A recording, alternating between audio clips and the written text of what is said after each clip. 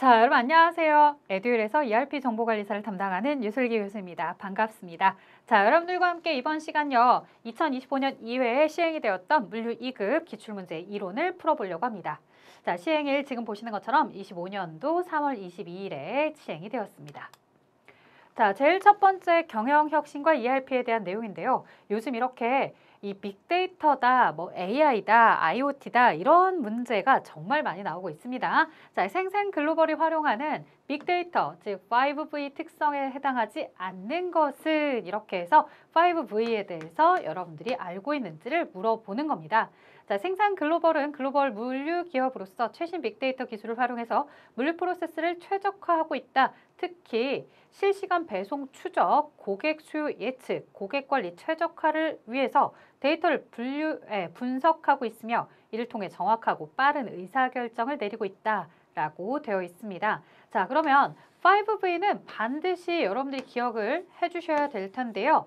자, 우리가 규모에서 볼륨이 있습니다. A사는 대량 배송 데이터와 고객 데이터를 처리하고 있다라고 되어 있고요. 그 다음 속도, 실시간 데이터 분석을 통해서 즉각적인 배송 상태, 정확성, 신뢰할 수 있는 데이터를 바탕으로 물류 계획을 수립하고 있다라고 되어 있죠. 그래서 볼륨, 벨로시티, 그 다음에 벨러시티 이렇게 되어 있고요. 그 외 밸류라는 가치에 대해서 데이터 가치가 있어야 되겠다라고 이 내용이 나와야 됩니다. 그 다음에 다양성이다라고 해서 버라이어티가 나와줘야 됩니다. 자, 이런 밸류에 대한 가치와 그리고 버라이어티에 대한 다양성까지 합쳐서 5V다라고 이야기를 하는 거고요. 보안, 백신은 해당 사항이 없습니다. 자, 그래서 정답은 4번이 해당 사항이 없다. 5V에 대해서 이렇게 물어보는 질문이었어요.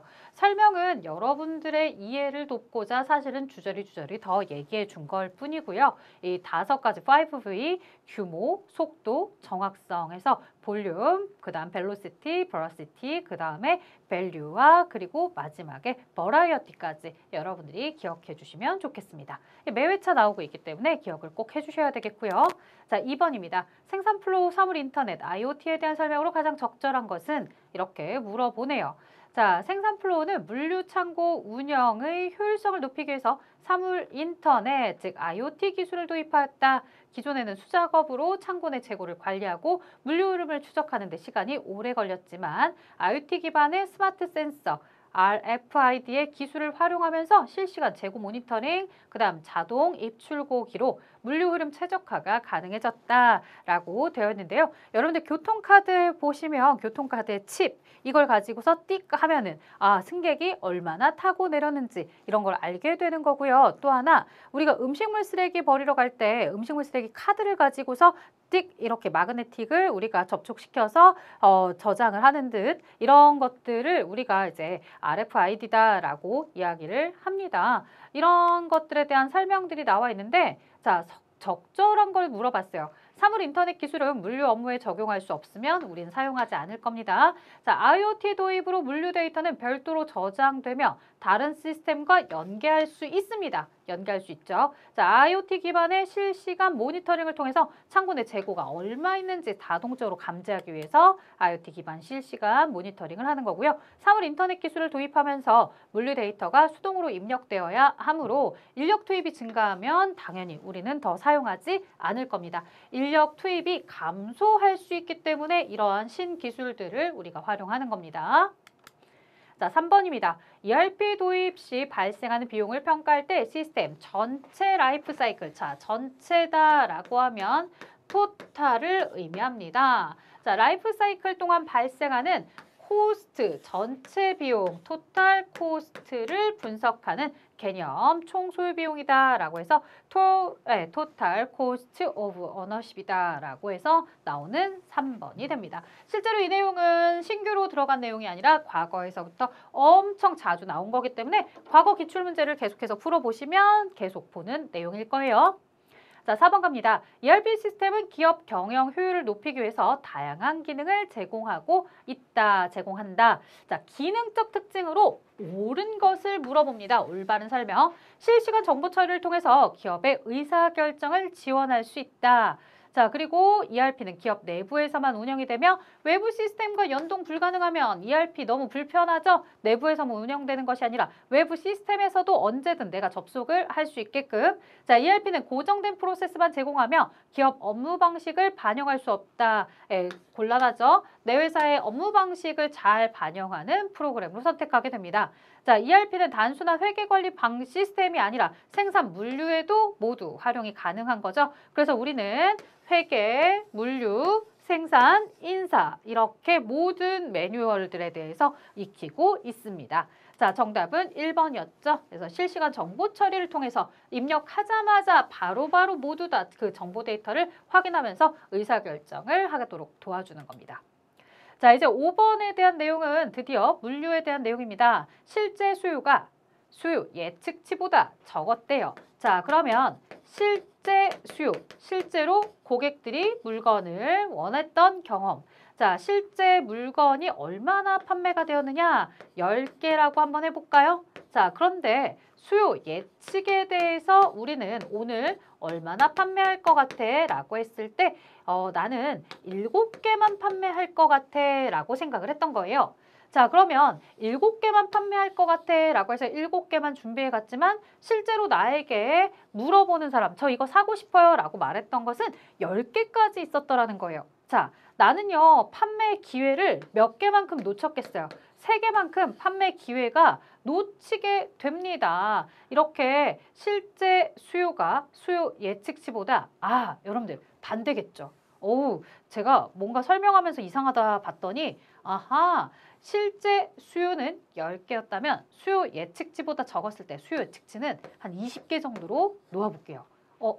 그러면 실제 수요 10개보다 수요 예측치가 더 크고 실제 수요는 적은 상태. 맞죠? 실제 수요가 적은 경우에 초래될 수 있는 결과.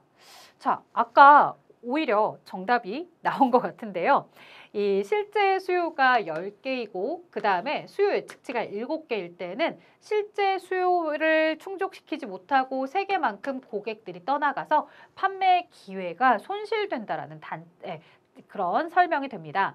자, 하지만 반대로 이렇게 실제보다 수요 예측치가 더 많아서 내가 20개가 판매할 거야 라고 생각했던 회사들은 당연히 물건을 준비할 때도 20개만큼 준비를 했을 겁니다.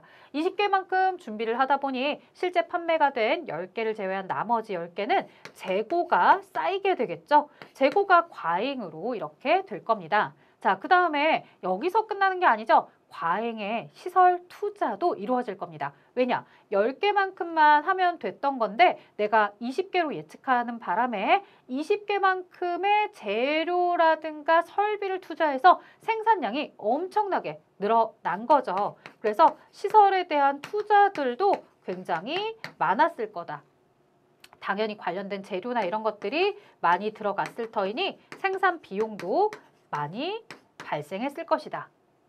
자, 그래서 정답은 4번이다. 4번은 되려 어떤 상태이다? 실제 수요가 더 클 때 판매 기회를 상실하게 된다. 손실이 발생한다. 라고 이야기하는 거다. 그래서 1, 2, 3번은 수요 예측치가 더 클 때, 4번은 실제 수요가 더 클 때 이렇게 두 가지 설명이 나누어져야 되겠죠.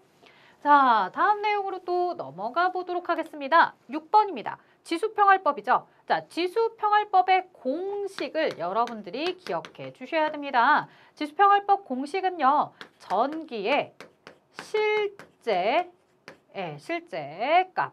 값이 실제 판매량, 실제 값 이렇게 되면 여기에 지수평활상수를 곱해줍니다. 그래서 최근의 데이터, 실제 데이터에 좀 더 많은 비중을 실어주고 있습니다. 그 다음에 단기의 판매량은 단기 판매량을 구하는 건 없어요. 단기 판매량은 나중에 팔아봐야 아는 거죠. 자, 그러면 뭐를 알고 싶은 거냐? 단기의 예측치를 알고 싶은 거예요. 단기의 예측치. 그러면 전기의 실제 판매량은 지수평활상수. 그 다음에 전기의 예측치에 대해서는 뭐를 가지고서 예측치는 1 마이너스 평활상수를 가지고서 이렇게 계산을 해주는 거죠. 자, 그러면 이 내용만 봐서 딱 내가 답을 체크할 수 있는 것은 4번이 틀렸다. 단기의 예측값을 구할 때 이 지수평활상수에다가 전개 예측값이 아니라 실제값을 가져다가 놔야 되고 1 지수평활상수에는 전개 예측값을 가져다 놔야 되는데 요 두 가지가 바뀌었구나 라고 하면서 4번을 체크할 수 있을 겁니다. 자, 그러면 나머지는 모두 적절한 표현일 텐데요. 이 지수평활상수 같은 경우는 뭐 0.3이다, 0.4다 이런 식으로 나오기 때문에 0에서 1 사이의 값을 나타내고 있고요. 자, 차기의 예측값은 단기의 예측값에다가 그 다음에 플러스 이렇게 지수평활상수의 단기 예측 오차로 구해진다라고 할 때 이 내용이 여러분들은 조금 생소했을 거예요. 자, 내가 뭐를 구하고 싶을 때 차기 예측치를 구하고 싶을 때 단기의 실제값에 그 다음에 단기의 예측치를 가지고서 계산한다라고 하면 좋겠는데 그런 공식도 아니더라 이거예요. 자, 그러면 차기 예측치가 우리가 알고 있는 이 공식대로 정말로 이 상황을 구할 수 있는지를 여러분들이 봐주시면 됩니다. 자, 단기의 실제가 곱하기 지수평활상수 그 다음에 여기 단기 예측치 더하기 단기 예측치에다가 그 다음에 마이너스 단기 예측에 대해서 이야기하면서 이렇게 지수평활상수를 곱해주는 거죠. 자, 그러면 이 단기 예측값은 그대로 앞으로 가지고 나와주면서 이 둘이 자리만 살짝 바꿔볼까요? 그렇다면 단기의 실제값과 단기 예측값 다시 말해 플러스 단기 실제값과 단기 예측값에 대한 내용을 차감했을 때 여기에 지수평활상수를 곱하면 되더라. 이 두 가지를 가지고서 여러분들이 충분히 이렇게 생각을 해볼 수 있을 거예요. 지수평활상수로 묶어준 거죠. 자, 이 부분 단기 실제값에서 단기 예측을 차감하는 이 부분을 뭐라고 한다는 거예요? 단기의 예측 오차. 실제값이랑 예측값의 차이니까 예측 오차. 여기에다가 지수평활상수를 곱해주는 거죠. 단기 예측 오차에다가 지수평활상수를 곱해주고 예측값을 이렇게 더해주게 되면 이게 바로 차기 예측치다라고 하는 거죠. 그래서 공식을 약간 풀어서 다시 한번 써보는 내용이었습니다. 자, 그리고 이 예측치를 계산할 때 최근의 수요에 더 많은 가중치를 부과하는 거 이게 바로 지수평활상수에 대한 설명입니다. 자, 결국에 공식만 잘 정확하게 알고 있었다면 답을 찾는 것은 어렵지 않았겠지만 안에 있는 내용들 나머지 1, 2, 3번 보기에 대해서 다시 한번 알고 싶은 친구들을 위해서 설명을 드렸습니다. 자, 7번입니다.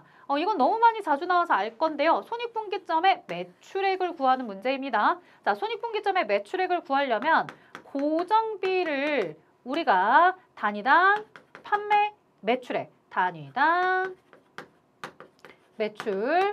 매출액에다가 마이너스 단위당 변동비를 차감해서 공원 이익을 가지고서 계산해주는 방식입니다.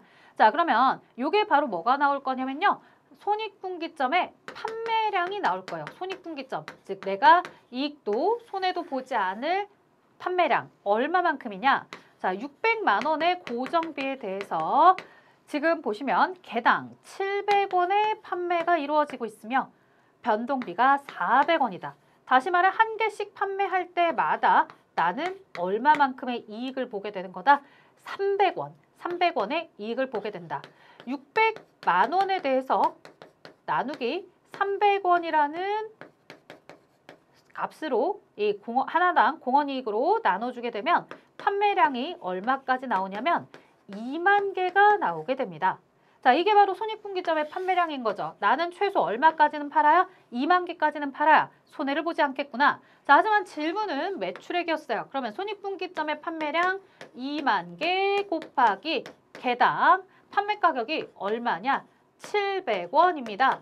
자, 나는 2만 개를 팔아야 되며 700원씩 받을 거다. 그러면 27에 14 이렇게 넣어주시고 그 다음에 나머지 공을 넣어주시면 이렇게 1,400만 원이다 라고 해서 공 2개, 공 4개 해서 공 6개 계산이 되었죠. 자, 하지만 보기에서는요. 만원 단위로 대답을 하도록 하고 있기 때문에 1,400만 원이다. 이렇게도 쓸 수 있겠죠.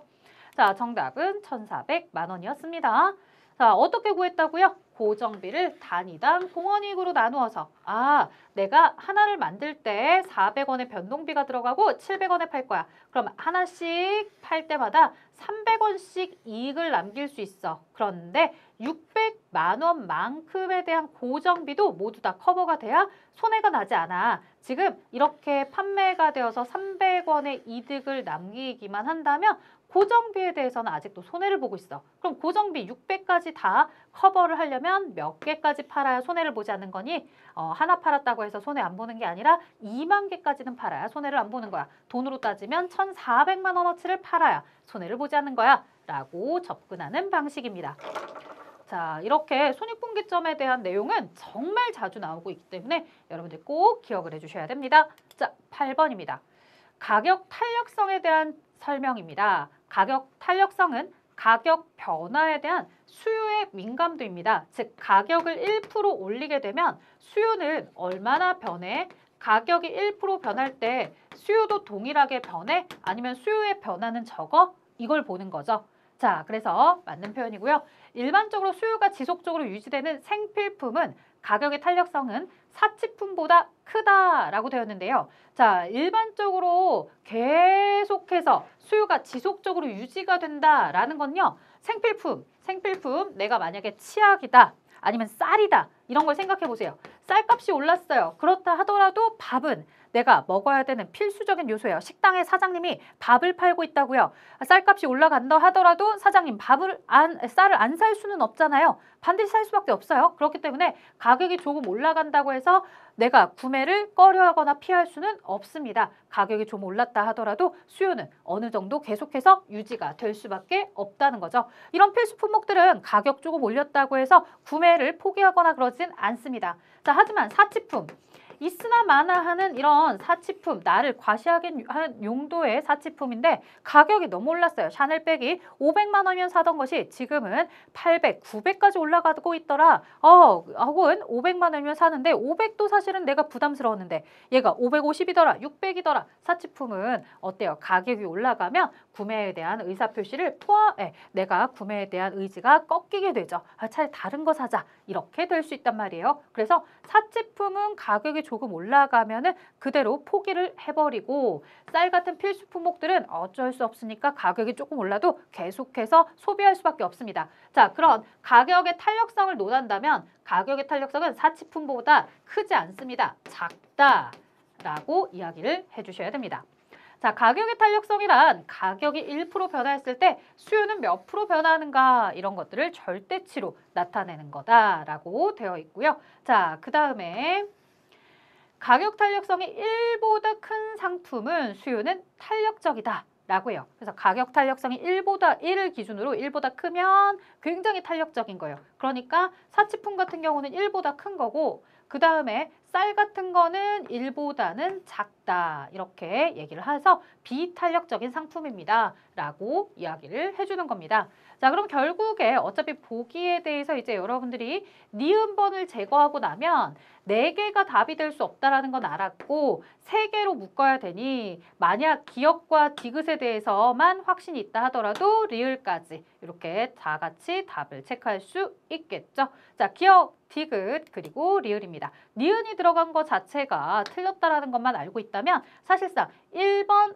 3번, 4번에 모두 다 니은에 대한 설명이 들어가 있어서 니은 틀렸는데 니은이 들어가면 답이 될 수가 없는데 라고 해서 제거하다 보면은 소거하고 나면 2번이 답이기 때문에 실제로 그렇게 답을 얻을 수도 있었을 거예요. 뭐만 제대로 알았다 하더라도 이 니은번만 제대로 해석을 했다 하더라도 어렵지 않게 할 수 있습니다.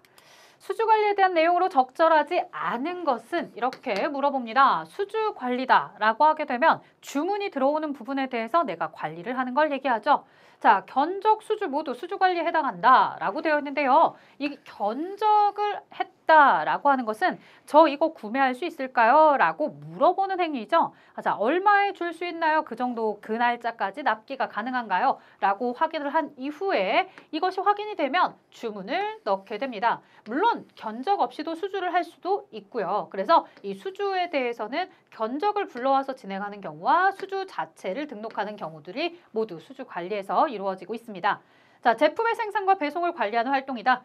이거는 생산관리, 배송은 물류관리 이쪽에서 진행을 해주셔야 됩니다. 질문은 수주관리에 대한 내용이었습니다. 그렇기 때문에 2번이 틀렸다. 자, 고객의 구매 의사와 구체적인 주문 내역을 확인하는 활동이다. 그래서 견적을 통해서 구매 의사 혹은 수주를 통해 주문을 받는 것들. 자, 고객이 원하는 조건과 납기에 맞추어 제품이 전달될 수 있도록 우리가 관리하는 것들을 수주관리다. 이렇게 표현을 합니다. 자, 10번 갑니다.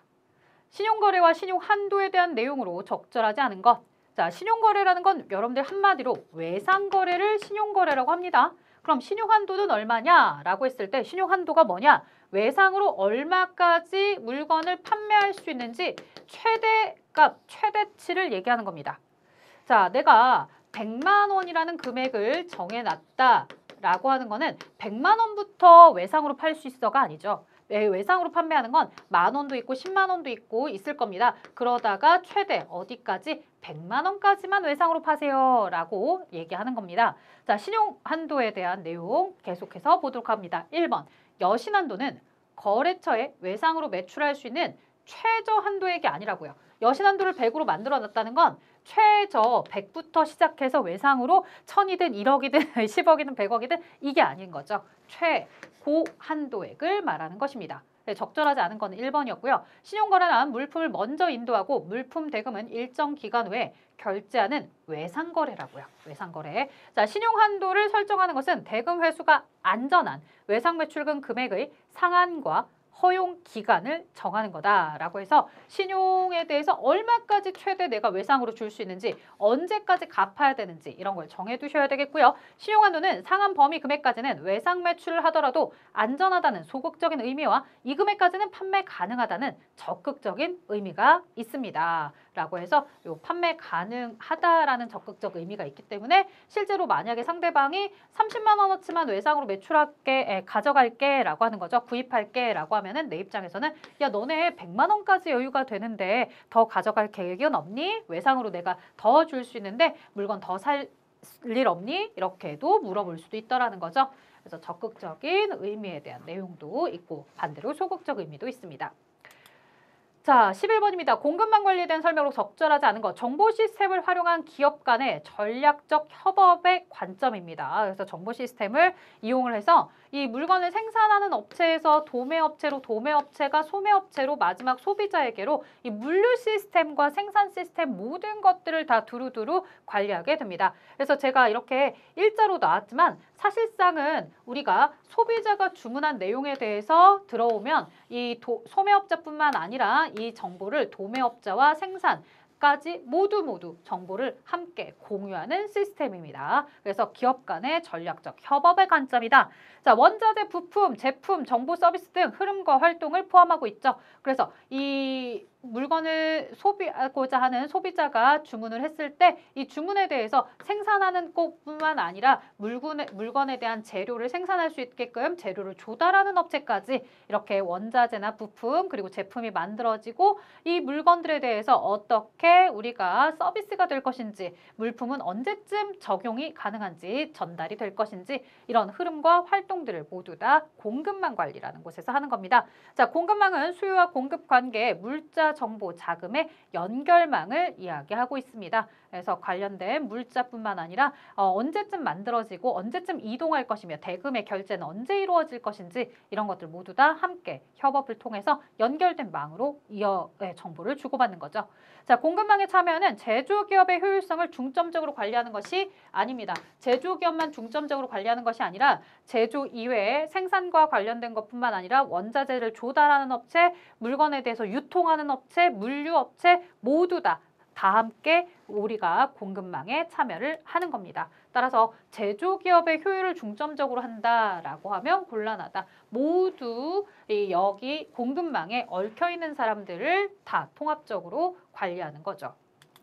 자, 12번입니다. 물류 거점을 설계할 때 고려돼야 할 비용 지표에 대한 설명으로 가장 옳지 않은 것. 자, 물류 거점이다라고 하면 이 서울에서 만든 물건을 부산까지 내가 가져갈 때 이렇게 서울에서 부산까지 가고 서울에서 다른 지역들로 이렇게 연결을 해서 갈 때 다이렉트로 가게 되니까 너무너무너무 배송비가 많이 들어갑니다. 그래서 우리가 어떻게 하기로 했냐면 지금 이 지역들을 모두 다 중간에 물류 거점이라는 걸 만들어서 전체적으로 내려오는 물건들을 어디에서 거점에서 한번 만에 오게 되고 여기서 각각의 장소로 이동을 하게끔 거리 자체를 짧게 하자 이거죠. 물론 이렇게 되면은 중앙에 있을 때보다 하나만 있을 때보다 이 다시 물류 거점이 늘어나면서 혹은 물류 거점이 지금 현재 더 많이 늘어나게 된다면 물류 거점이 추가적으로 더 생김으로 인해서 뭐가 늘어날 수밖에 없다. 이 각각 물류 거점에 보관해야 될 재고가 늘어날 수밖에 없고 물류 거점이라는 이런 물류 창고들을 설비를 갖추기 위해서 고정적으로 발생하는 투자 비용도 증가할 수밖에 없을 겁니다. 자, 그럼에도 불구하고 이 운송 거리나 이런 것들에 대해서 좀 더 빨리 짧게 진행할 수 있다는 장점 때문에 물류 거점들을 넣을 수가 있더라는 거죠. 자, 수송 비용은 수송 거리에 비례해서 증가하기 때문에 그 거리를 조금이라도 좁히고자 이렇게 물류 거점을 만들게 되었다. 고정 투자 비용은 인건비도 있고 초기 설비 투자 비용 등을 포함하며 물류 거점 수가 많아지면 많아질수록 그 거점을 건설할 때 들어가는 비용, 그 거점을 관리하기 위한 인건비 등이 많이 증가하는 경향을 보이고 있죠. 자, 재고 비용은 물류의 거점 수가 증가를 하게 되면 같이 증가합니다. 하지만 이 물류 거점 수가 증가함에 있어서 재고 비용이 증가하다가 점점 완만하게 증가를 합니다. 감소한다기보다는 완만하게 증가합니다. 그래서 증가를 했다면 초기 증가폭이 크다가 일정 수준 이상이 되면 완만하게 감소가 아니라 증가하는 경향. 증가를 하긴 하는데 그 증가폭이 크지는 않더라 이런 거죠. 왜냐면 재고를 처음에 갖추게 될 때는 하나 필요해, 3개 필요해, 10개 필요해 라고 하다가 10개 이상쯤 되면은 규모의 경제라는 거죠. 우리가 대량 생산, 대량으로 물건을 가지고 있게 된다면 단가가 떨어지기 때문에 완만하게 물론 재고가 늘어나기 때문에 재고와 관련된 비용이 제로가 될 수는 없지만 그래도 그 수준은 완만하게 증가한다. 자, 그 다음에 물류 거점 수가 증가하게 되면 수송 비용은 점점점 감소하게 됩니다. 수송 비용은 점점점 감소하다가 일정 수준이 넘어서면 오히려 증가해 버릴 수도 있다는 거죠. 그런 부분은 조심해 주셔야 돼요. 우리가 물류 거점 수가 증가했다라고 한다면 거점 수가 증가함에 따라 이렇게 거리가 짧아지기 때문에 처음에는 수송 비용이 점점 줄어드는 것 같아요. 그런데 이 거점이 많아지면 많아질수록 계속해서 차량의 개수가 늘어나다 보면은 그 차량의 개수가 너무 많아져서 오히려 수송 비용이나 이런 것들 혹은 그냥 거쳐가면 될 거리를 따로따로 가게 된다면 수송 비용이 늘어날 수가 있습니다. 그래서 오히려 증가하는 경향을 보인다라고 표현을 해주는 거였죠. 자, 어차피 정답은 3번이었기 때문에 4번 보기를 읽을 때쯤엔 다 알고서 넘어가셨을 텐데 그래도 다시 한번 이야기를 해봤어요. 자, 그 다음에 13번입니다. 생산성 화학의 재고 관리를 최적화하기 위해서 주문 비용, 재고 유지 비용, 재고 부족 비용을 분석하였다라고 되어 있어요. 주문 비용은 주문을 할 때마다 주문 1회당 발생하는 비용이에요. 뭐 주문서를 작성하는 비용부터 시작해서 관련된 수수료나 이런 것들 아니면 운반비 이런 것들도 생각해 볼 수 있겠죠. 자, 그 다음에 재고 유지 비용이다라고 하면 재고를 말 그대로 우리가 보관하면서 창고에서 관리하면서 들어가는 비용입니다.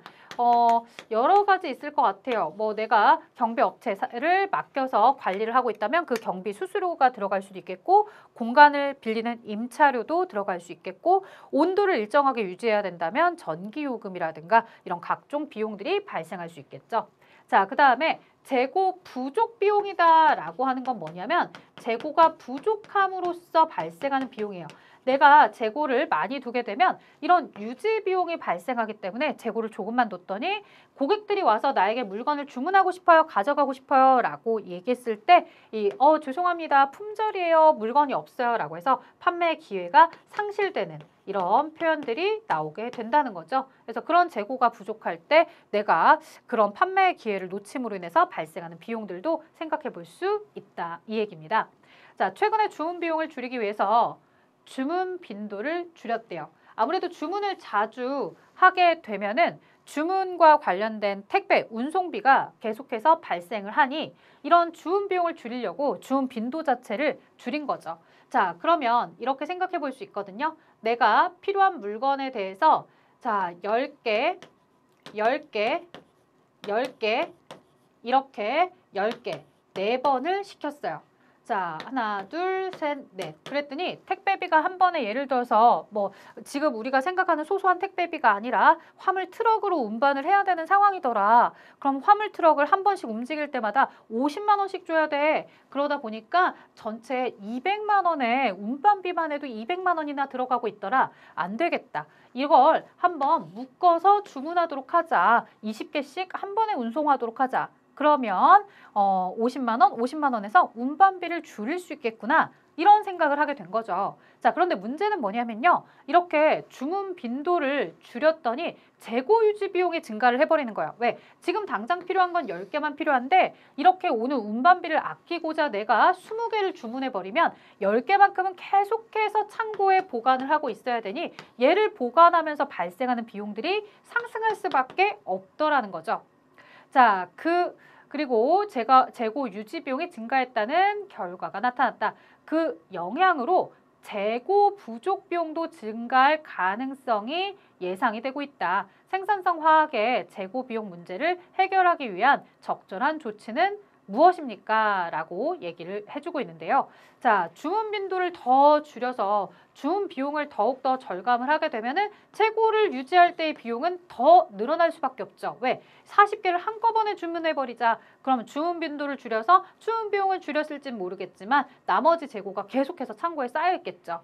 자, 그렇다고 해서 재고 유지 비용을 줄이기 위해서 창고 시설을 축소하게 되면은 다시 주문량이 늘어남으로 인해서 어때요? 관련된 주문 비용은 다시 반대로 상승해버리게 될 거예요. 그래서 이것도 아니고 이것도 아니야. 재고 부족 비용을 줄이기 위해서 더 많은 재고를 보유해요? 아까도 얘기했지만 재고를 많이 보유한다는 건 재고 유지 비용을 키우는 방법이 돼버립니다. 자, 그래서 주문 빈도를 적절히 조정해서 재고 유지 비용이든 재고 부족 비용이든 서로 다 재고가 유지되는 비용이 높다면 부족해서 발생하는 비용은 줄어듭니다.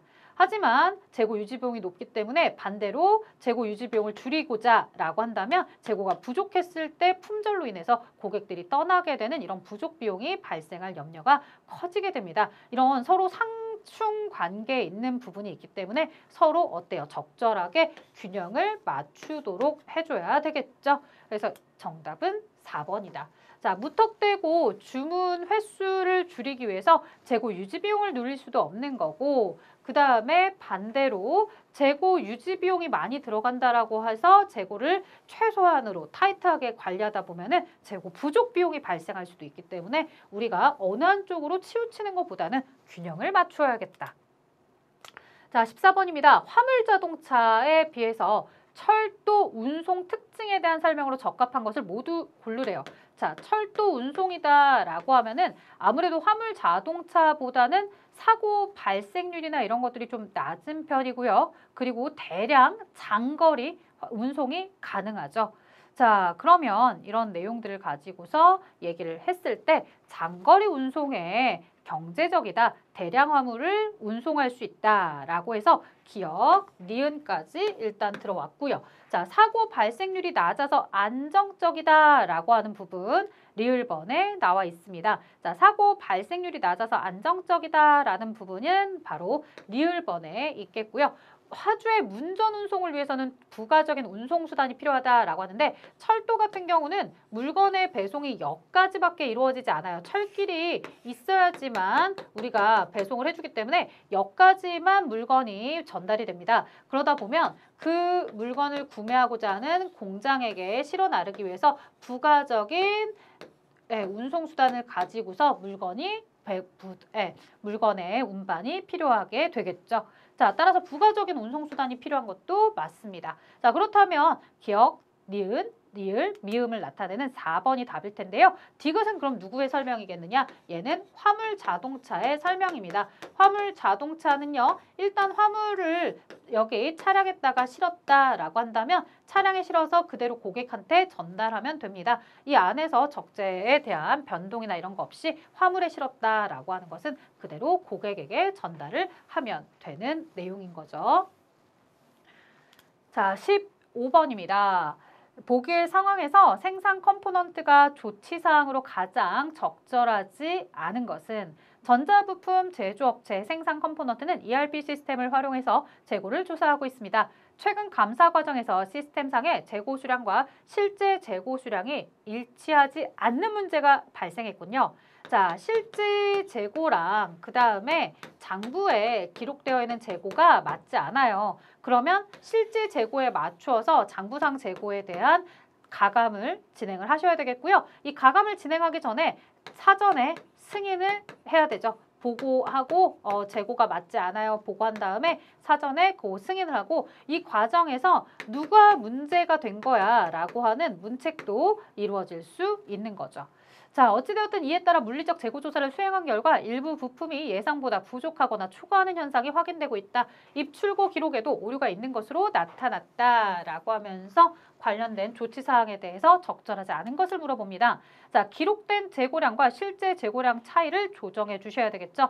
판매된 제품의 출고 내역을 기반으로 시스템 적용사항을 확인해서 비교해야 되겠고요. 실제 보유하고 있는 재고를 확인하고 기록된 수량과 비교해서 불일치를 분석하셔야 됩니다. 자, 원인을 알 수 없는 이유로 발생된 오류에 대해서는 담당자 귀책 사유를 확인할 필요가 없느냐? 아니죠. 원인을 알 수 없는 이유라 하더라도요. 담당자에게 귀책 사유를 확인하고 승인권자의 조치를 받아야 되는 겁니다. 그래서 정답은 4번이 틀렸습니다. 담당자의 귀책 사유는 알 수 없는 오류라 하더라도 반드시 받아야 되겠더라. 자, 16번 창고 배치의 기본 원리로 적절하지 않은 것. 이렇게 물어봤는데요. 창고를 배출할 때는 당연히 모듈화 규격화를 고려해서 하셔야 됩니다. 이 규격이 정확하게 일치되어 있으면 같이 이렇게 렉을 이용해서 쌓아 올리겠고 만약에 물건의 모양이 제각각이라고 한다면 그 물건들은 또 따로 해주셔야 되겠죠. 높낮이를 같이 맞춰주도록 하여라. 어떤 건 낮고 어떤 건 높고 어떤 건 또 낮고 이렇게 하지 말아라 라는 얘기겠고요. 자, 흐름 방향의 곡선성에 중점을 두자라고 하는데 아닙니다. 이 왔다 갔다 왔다 갔다 왔다 갔다 이게 아니에요. 내가 가야 되는 길을 직선형으로 가게끔 해주는 거예요. 그래서 1차적으로 물건을 내가 킵하고 그 다음 전달하고 이런 식으로 가야 되는 거지 곡선형으로 가지 않습니다. 자, 물품, 사람, 운반, 기계, 역행, 교차 없이 가도록 해야 되겠죠. 자, 17번입니다. 보기 중에 구매 관리 기능을 전통적 시각과 현대적 시각으로 구분할 때 전략적 구매를 중시하는 현대적 시각에 대한 내용. 자, 전략적 구매요. 과거에 전통적으로는 비용 중심으로 했었고요. 또 획득 비용 중심이에요. 그리고 전략적으로 하는 현대적인 부분에서는 전체적인 이익. 그래서 전통적인 거는 건건이 한 건당에 대한 내용을 가지고서 비용이 얼마나 들었냐 이런 것들이었다고 한다면 이 현대적으로는 전체 총 원가에 대한 내용을 가지고서 언급을 합니다.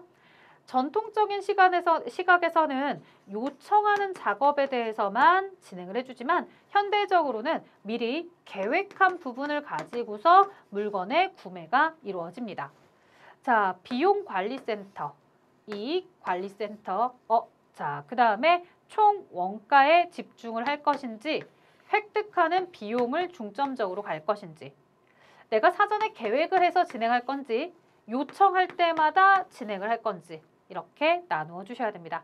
현대적 시각에 대한 내용들은 니은, 디귿, 미음이었습니다. 따라서 3번이 정답. 나머지는 모두 전통적 시각에 대한 설명인 거죠. 17번입니다. 직접 노무비가 직접 원가의 50%입니다. 자, 직접 원가다 라고 나와 있다면 여기에 대해서 직접 재료비도 있을 거고 직접 노무비도 있을 겁니다. 그 다음에 뭐 직접 경비가 될 수도 있겠죠. 자, 어찌되었든 이런 직접 원가 그리고 제조 간접비가 제조 원가의 40%라고 합니다. 자, 제조 원가는요. 이 직접 원가와 그 다음에 제조 간접비를 더해서 나오게 됩니다.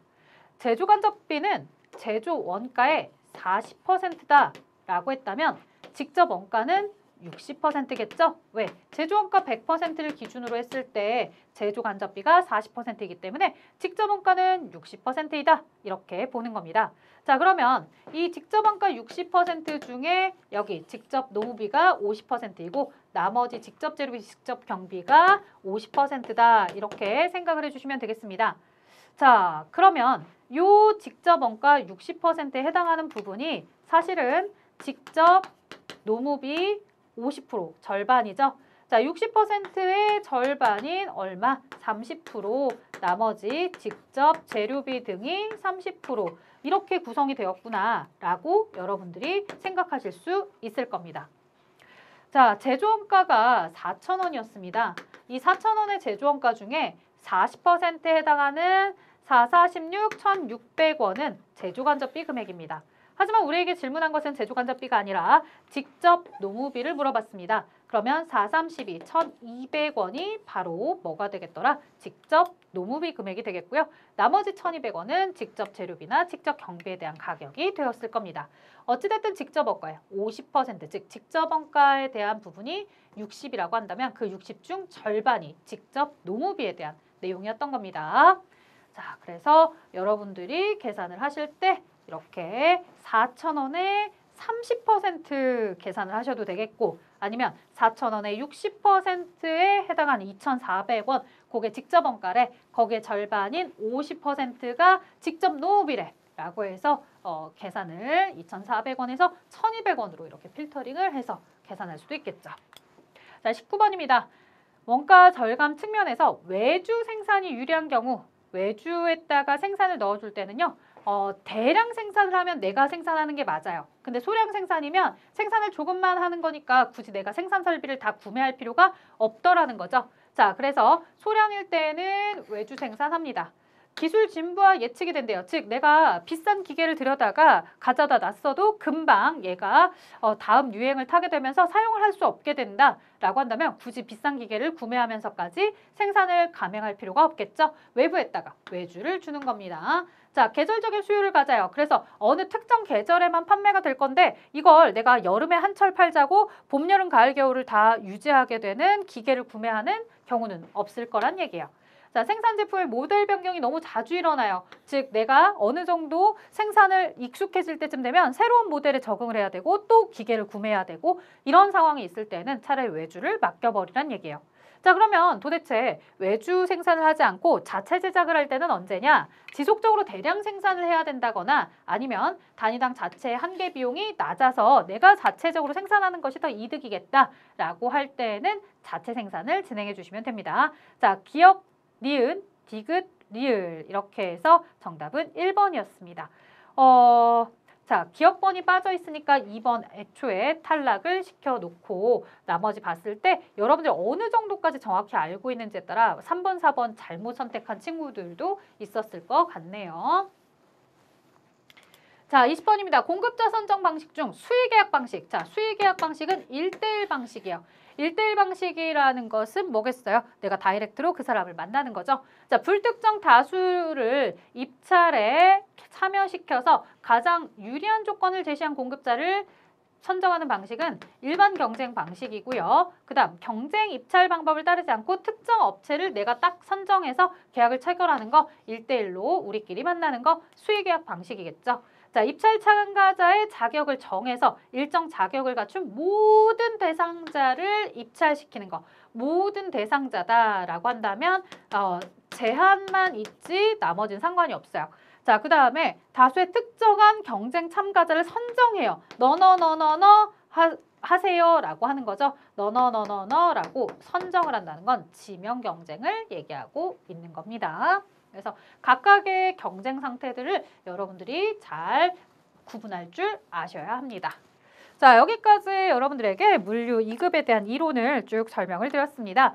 자, 이 25년도 3월 시험을 보면서 느껴지는 건 뭐냐면요. 문제를 편집할 때 보면 과거에는 굉장히 단답형으로 짧게 떨어지는 문제, 그래서 문제 자체가 짧았는데요. 이제 점점 여러분들이 실생활에 활용을 할 수 있게끔 스토리나 이런 것들을 넣어주기 위해서 설명을 길게 가져가고 있습니다. 설명을 길게 가져가고 있다는 건 내가 보면서 아, 저런 상황들에서 설명이 되고 있구나. 혹은 내가 예전에는 딱 한 줄만 얘기하니까 단서를 찾기가 어려웠는데 여러 가지 설명을 해주니까 단서를 찾기가 좀 더 내가 좋구나라고 판단할 수 있는 여지가 생기기도 했고요. 반면 그 지문들을 다 읽어내면서 내가 해석을 해야 되기 때문에 읽을 내용이 많아졌어 라고 하면서 시간을 좀 더 많이 써야 된다라는 단점이라고 생각하는 친구들도 있는 것 같아요. 장단점 모두 다 있으니까요. 여러분들 주의하실 점은 뭐다? 이 바뀐 시험 유형에 내가 적응하기 위해서는 좀 긴 지문이 나올 수도 있다는 걸 알아두고 여러 가지 단서들이 그 문제 안에 힌트로 제공이 되고 있다는 걸